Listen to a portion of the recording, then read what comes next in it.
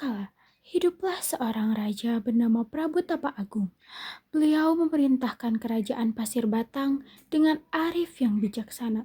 Sang Prabu memiliki 5 orang putri yang sangat cantik. Kedua di antaranya belum menikah. Kedua putri tersebut bernama Purbararang dan Purbasari. Namun, Purbararang memiliki seorang kekasih yang sangat tampan bernama Indrajaya. Sang Prabu menyadari bahwa usianya sudah semakin tua, tetapi dia bingung untuk memutuskan siapa yang akan meneruskan tahtanya kelak. Menurut hukum adat, tahta seharusnya diwariskan pada Purbararang sebagai saudara tertua. Namun, sifat buruk Purbararang membuatnya khawatir akan masa depan rakyatnya kelak. Ia lebih senang jika Purbasari yang menggantikan tahtanya, karena Purbasari sangat bijaksana dan baik hati. Dengan keputusan sang Prabu, Purbararang tidak menerima dan ia menceritakannya kepada Indrajaya kekasihnya. Dan Indrajaya pun merencanakan hal buruk untuk Purbasari. Hahaha, tenang saja Purbararang. Aku mempunyai suatu rencana untuk Purbasari. Akibat dari rencana buruknya, mereka pun meminta bantuan untuk membuat muka Purbasari menjadi aneh dan rusak. Sudah beberapa tabib yang berusaha untuk menyembuhkan, tetapi tidak ada satupun yang berhasil untuk menyembuhkan muka Purbasari. Ayah, Anida rasa sebaiknya kita harus mengasingkan Purbasari ke suatu tempat. Dia terkena kutukan karena tidak mematuhi hukum adat. Sang Prabu pun termakan hasutan putrinya. Ia memerintahkan patihnya untuk membuang Purbasari.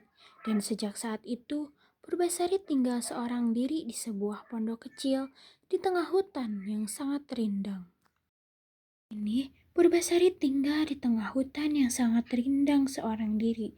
Dan dia menemukan seorang teman yang berwujud lutung dan berwajah seram.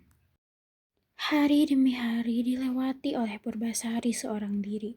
Kini, lutung yang berwajah seram itu sudah menjadi teman untuk Purbasari di setiap harinya. Ada hari di mana Purbasari sedang mandi di sungai dan ia mendapatkan keajaiban yang sangat aneh karena kutukan yang ada pada wajahnya semua sudah hilang dan kini Purbasari kembali menjadi putri yang sangat cantik. Wah, terima kasih Tuhan. Kini aku kembali menjadi putri yang sangat cantik. Bintik-bintik yang ada di kulitku semua sudah hilang. Terima kasih Tuhan, terima kasih. Suatu hari, sang patih datang ke hutan untuk menjenguk Purbasari. Betapa senangnya dia melihat Purbasari telah sembuh. Ia pun mengajak Purbasari untuk kembali ke istana. Dan Purbasari pun menolak pada suatu hari itu. Ayo, kita kembali ke kerajaan putri. Kan sekarang penyakit putri sudah sembuh. Purbasari pun pulang ke istana, dan kepulangannya ke istana disambut gembira oleh seluruh keluarga kerajaan kecuali Purbararang dan Indrajaya. Purbararang khawatir kedudukannya sebagai calon ratu akan terancam. Ia pun membujuk ayahnya untuk mengadakan sayembara. Sayembara tersebut pun dilakukan untuk mendapatkan keadilan untuk keduanya. Sayembara pemenangnya berhak menerima tahta kerajaan, sedangkan yang kalah akan dihukum pancung. Sang Prabu pun mengabulkan permintaan Purbararang tersebut. Tibalah hari di mana Purbasari dan Purbararang akan berlomba. Seluruh rakyat berkumpul di halaman istana untuk menyaksikannya. Perlombaan pertama adalah memasak. Siapa yang paling cepat dan rasa masakannya lezat akan dinyatakan sebagai pemenang lomba.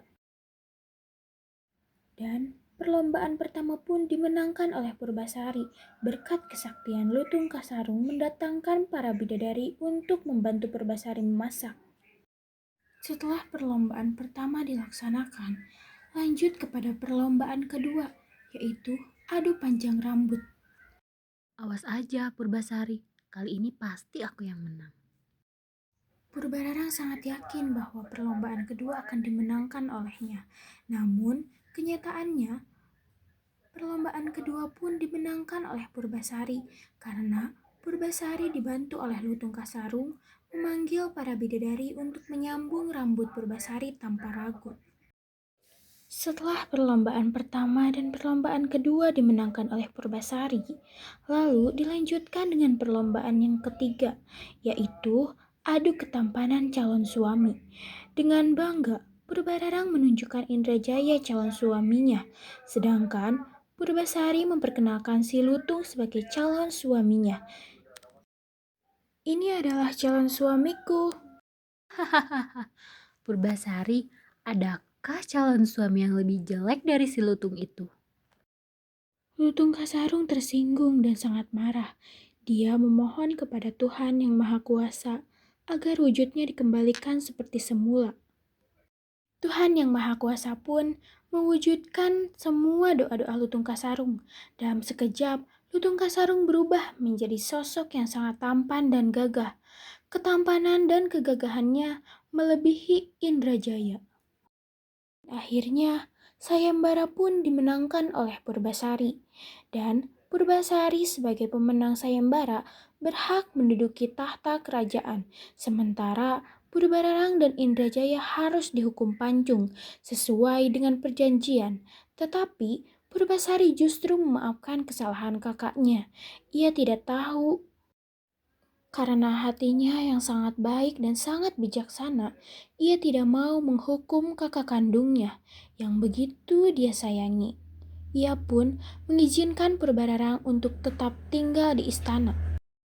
Dan akhirnya Purbasari dinobatkan sebagai ratu. Ia memerintah dengan adil dan bijaksana sehingga rakyat pun hidup makmur dan sangat damai. Makes it hard